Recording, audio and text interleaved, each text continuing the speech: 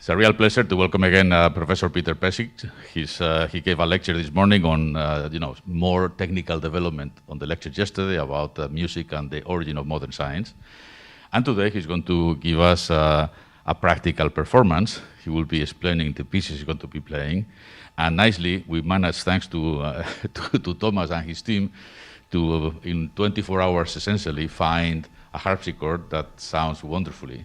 So it's going to be interesting to see the contrast between, a modern, 1920 rebuilt Stanway, and this is 1996, but it could be from 1896 or 1796, for all it goes. So it will be an interesting experience, and I let Peter to explain the program and what we learn from it. Please. Thank you so much, Luis, and thank you again, Della Pietras. And thanks to Thomas and his team for arranging the beautiful harpsichord and this piano, which has been rebuilt. And as I understand it, this is an inaugural performance at your center. I hope there will be the first of many, many concerts to come. Thinking as I have a lot about the relationship between music and science, I wanted to offer you a program that explores the interfaces between them in different ways. And I'd like to start, first of all, by thinking about the realm of nature itself, somehow, from which physics and all of science emerges. And I wanted to do it by playing one of Olivier Messiaen's pieces about birds. L'alouette lulu is a woodlark, and it's not an American bird, it's only heard in Europe. And Messiaen was fascinated with the sound of birds. He was a passionate birder, a mystic, with all kinds of interesting ideas and theories through which he kind of reconceived music in the mid-20th century, and was a very influential composer and teacher. He wrote a kind of mammoth catalogue d'oiseaux, which was a catalog of all kinds of birds, not just from Europe, but the United States, really all over the world. But the two birds that are in this piece are both European birds. L'alouette lulu, the woodlark, Messiaen describes in his score as being almost unreal, the voice of the sky, a very a kind of impalpable and unreal sounding bird. The other bird is a very famous bird, the rossignol, the nightingale, which is also a European bird, and I had been familiar with its associations in Romantic poetry, and I was prepared for a lyrical and rather romantic singer. It turns out that mockingbirds, it's almost more like a mockingbird, as that we would know it, and it's a rather raucous bird, not at all sweet and lyrical. Messiaen identifies it as the voice of the earth.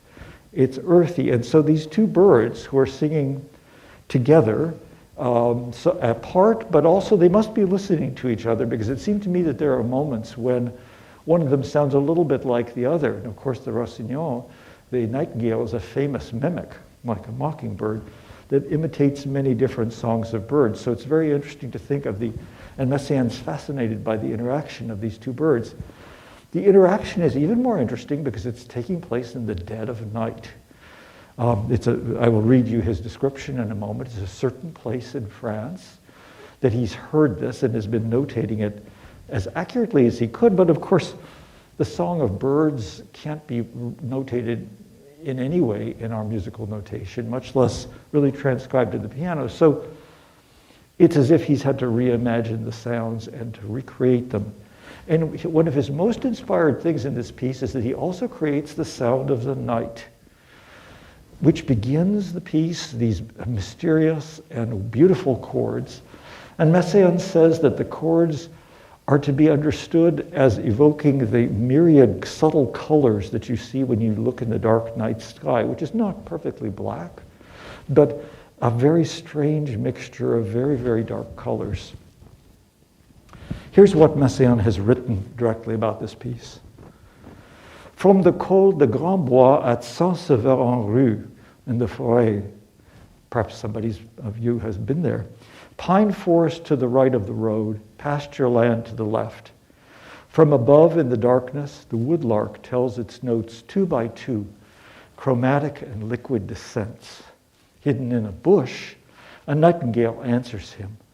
Contrast between the mordant tremolos of the nightingale and this mysterious voice of the heights. The woodlark, invisible, comes nearer, then more distant. The trees and the fields are black and calm. It is midnight.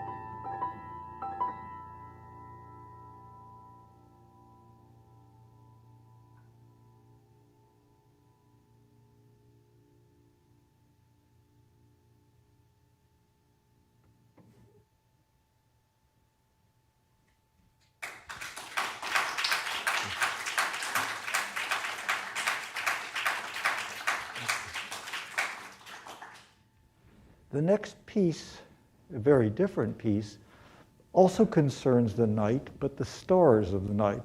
This is a piece by John Cage, written in 1975, and based on an atlas of the southern sky called the Atlas Australis, which Cage was fascinated with. He bought a copy of it in Prague and decided to make a composition.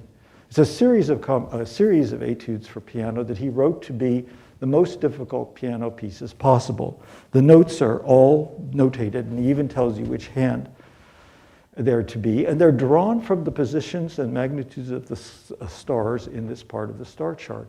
And he used a very elaborate procedure with transparencies to block out a certain part, and then also chance operations from the I Ching to select which of the stars were going to be heard. But the procedure was very austere, like an algorithm. He was not allowing himself any artistic license, as we would say, to choose which stars. So in that sense, as one German critic remarked, the piece was actually written by God. It has another interesting aspect that Cage calls for certain pitches to be held down through the piece. I'm just putting a little rubber stops to hold them down. And so they create a kind of, what that means is that the harmonics of the piano are excited, that is to say the overtones, so that a great deal of the piece is actually not played, not played in the sense that I strike the notes, but is played in the sense that the notes are being excited. Let's see, F, just a couple more, and the low A. Oops, sorry. There we go. So this is the Etudes Australes number 8.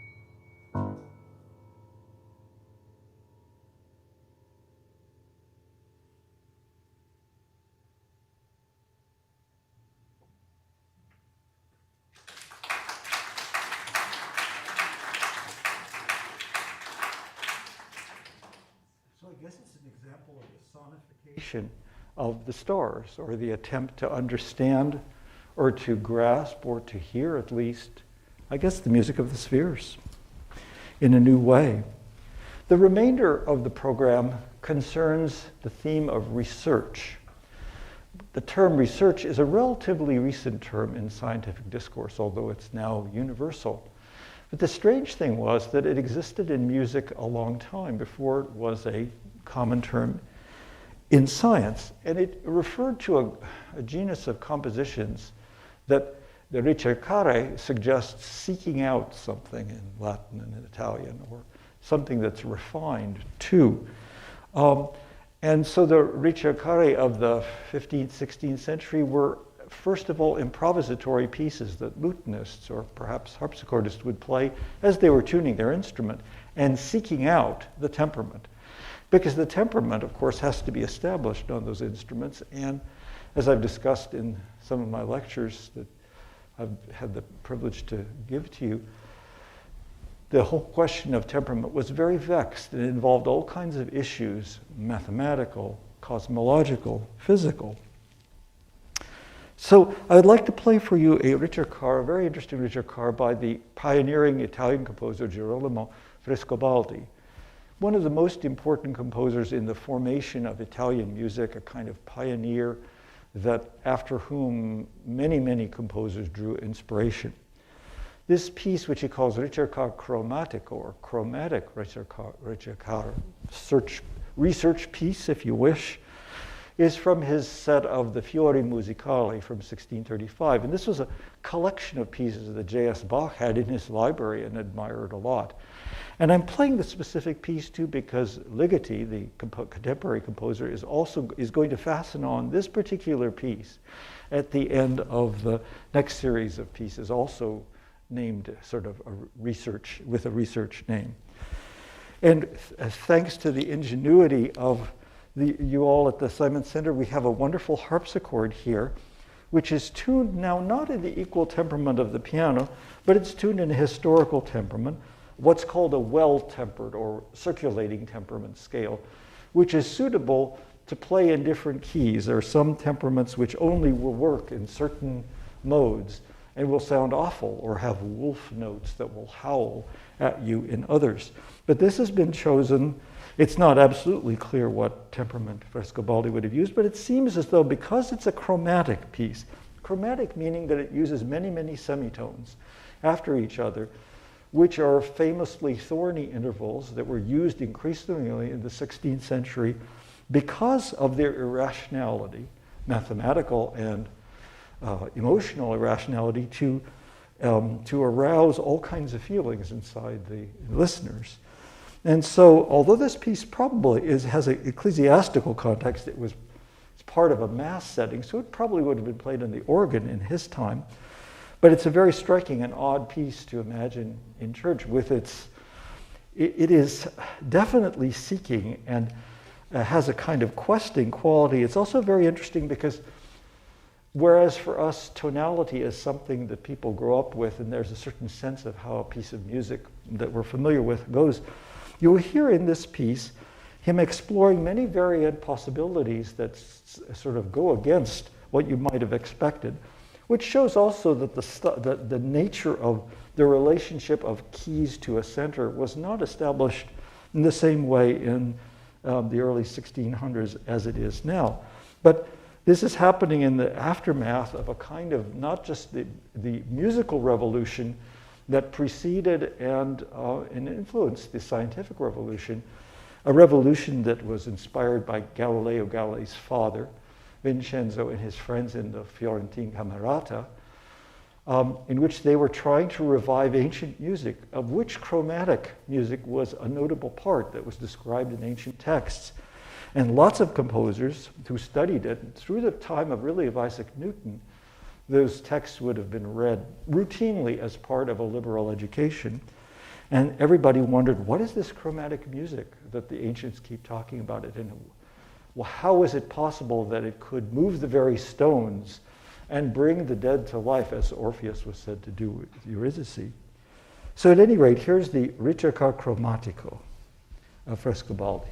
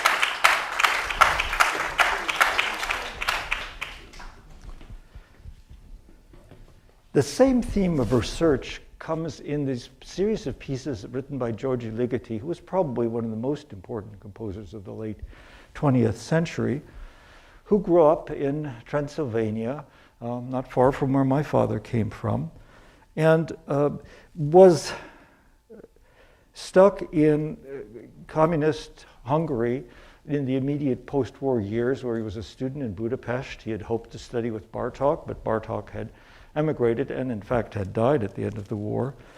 So he was living in Budapest. He was then a teacher, and he was cut off from all of the currents of European new music. He couldn't hear it. That was considered decadent, banned, not performed. So he decided that as a young student, he was going to reconstruct in his own mind what modern music should be like, or what the possibilities, as if he were going to invent it de novo out of whole cloth.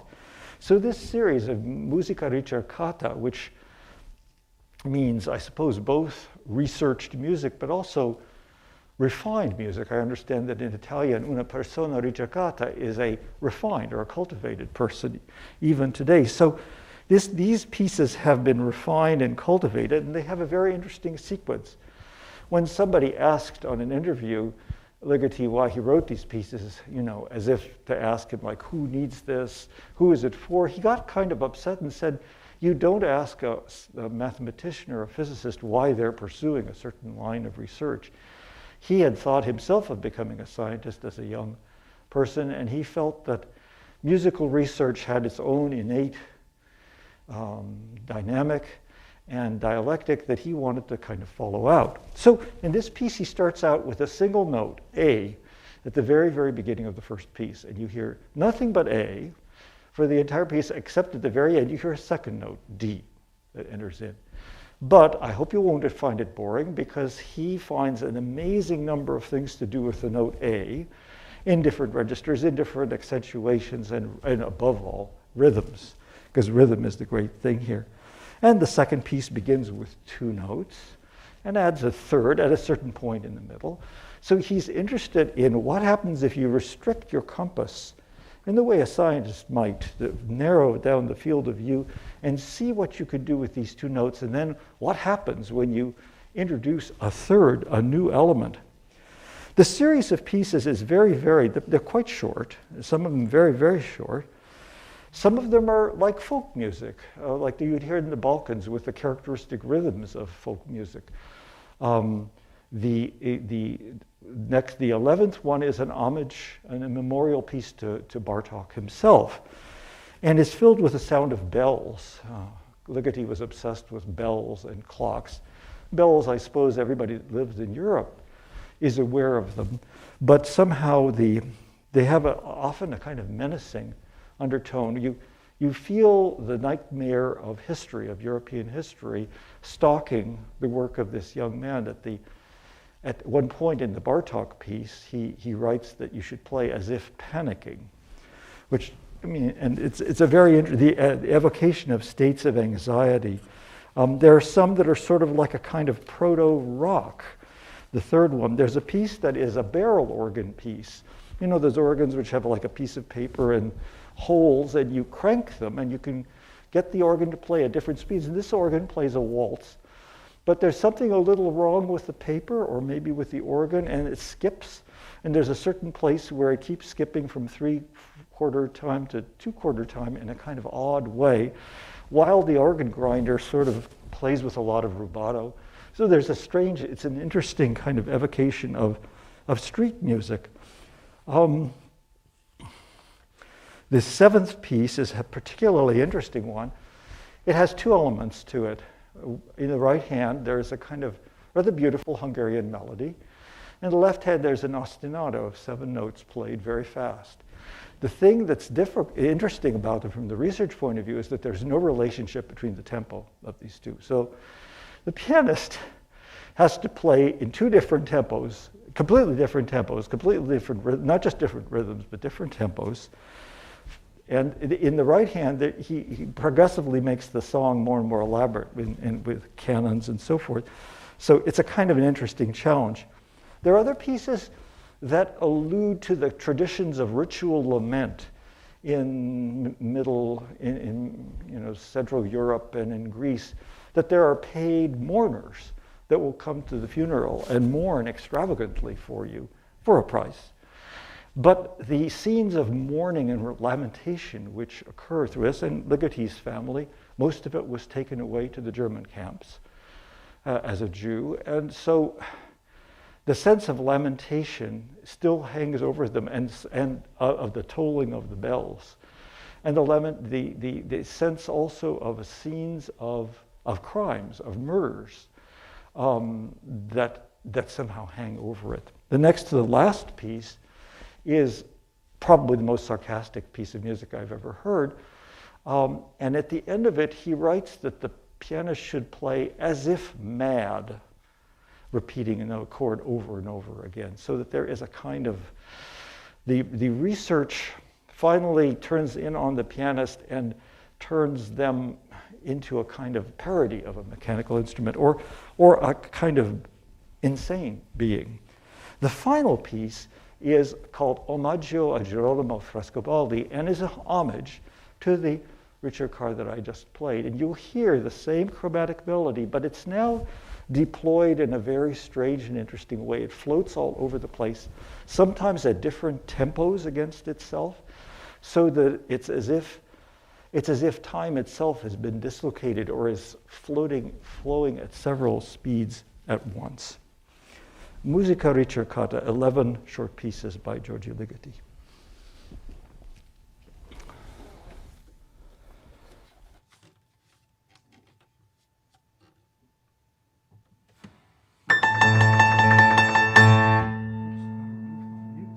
I forgot those. Excuse me. Got to pull out these things. Otherwise, it'll sound like John Cage. So, right. That was funny. Let's see. Get this one out. This comes out.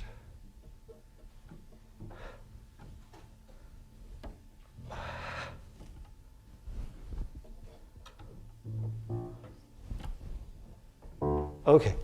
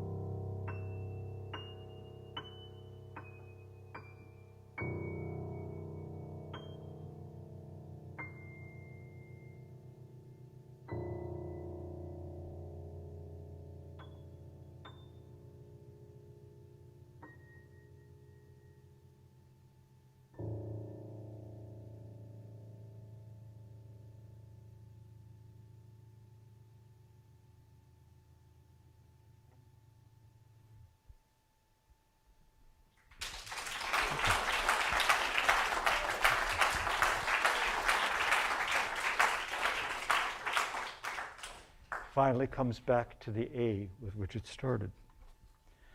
I'll conclude by playing another last and perhaps greatest piece of research music, Bach's Ricercar from the musical offering.